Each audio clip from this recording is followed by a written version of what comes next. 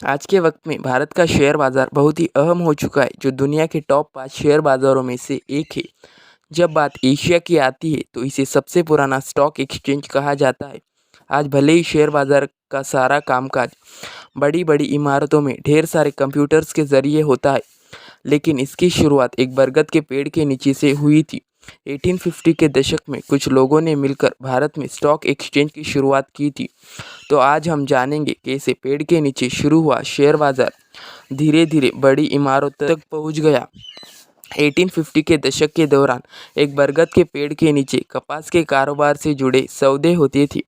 यह मुंबई के town hall के सामने था, जो आज हॉर्निमन सर्कल के नाम से जाना जाता है।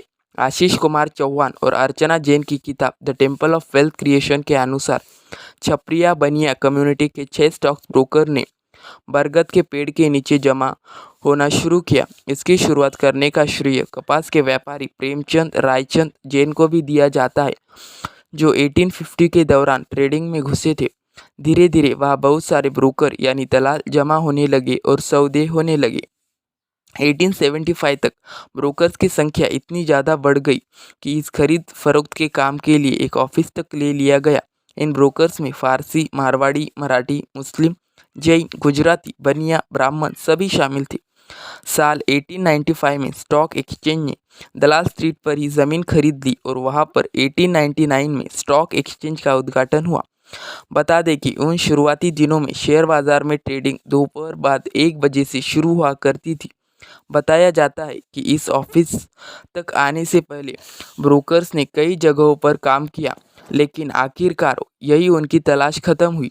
उस वक्त ब्रोकर्स के ग्रुप ने मिलकर एक आधिकारिक organisation the native share and stock brokers association बनाया। यही आज का BSE है। इस एसोसिएशन को बनाने के लिए 318 लोगों ने 1-1 रुपए की फीस दी थी। जब ये एसोसिएशन बन गया तो उसमें बहुत सारे ब्रोकर्स ने शामिल होना शुरू कर दिया।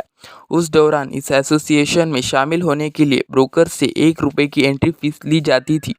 1896 तक इस एसोसिएशन में 333 मेंबर हो गए और मेंबरशिप फीस बढ़ते बढ़ते 1000 रुपये हो गई। 1916 तक एसोसिएशन में 362 मेंबर हो चुके थे और फीस बढ़कर 2500 रुपये तक पहुंच गई। साल 1920 में मेंबर्स की संख्या 478 हो गई और फीस 48,000 रुपये हो गई। इसके बाद कई स्टॉक एक्सचेंज खुले। 1894 में अहमदाबाद स्टॉक एक्सचेंज खुला, जहां पर टेक्सटाइल मिलों के शेयर ट्रेड होती थी। वही प्लांटेशन और जूट मिल कंपनियों के शेयरों की ट्रेडिंग के लिए 1908 में कलकत्ता स्टॉक एक्सचेंज शुरू हुआ।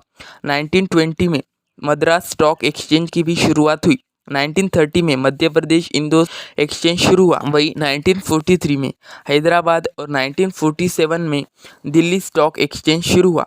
साल 1986 में सेंसेक्स यानी सेंसिटिव इंडेक्स की शुरुआत की गई, जिसके तहत 30 कंपनियां आती है। उस दौरान इसके बेस पॉइंट 100 रखा गया। साल 1986 में securities and exchange board of India यानी सेबी की शुरुआत हुई। उस वक्त तक यह नॉन स्टैच्यूटरी बॉडी थी, जिसके पास बहुत ज़्यादा अधिकार नहीं थे। वही 30 जनवरी 1992 को सेबी एक्ट जारी करते हुए सेबी को स्टैच्यूटरी बॉडी बनाया गया और सारे अधिकार दिए गए। फिर हुई NSE की शुरुआत। साल 1994 में नेशनल स्टॉक एक्सचेंज यानी NSE यानी निफ्टी की शुरुआत हुई, जिसके तहत 50 कंपनियां आती है। इसकी शुरुआत इसलिए हुई थी ताकि BSE की पारदर्शिता बनी रहे और उसे टक्कर देने वाला कोई दूसरा एक्सचेंज भी हो। NSE ने होलसेल डेट मार्केट और इक्विटी मार्केट में तो 1994 से ही ऑपरेशन शुरू कर दिए थे, लेकिन डेरिवेटिव्स मार्केट में NSE पर ऑपरेशन 2000 में शुरू हुए। समय देने के लिए बहुत बहुत धन्यवाद। आप हमारे इस वीडियो को लाइक करके हमारा मनोबल बढ़ा सकते हैं। ऐसे और भी मोटिवेशनल वीडियो देखने के लिए हमारे चैनल को सब्सक्राइब करें और हमारा वीडियो कैसा लगा कमेंट में ज़रूर बताइए। धन्यवाद।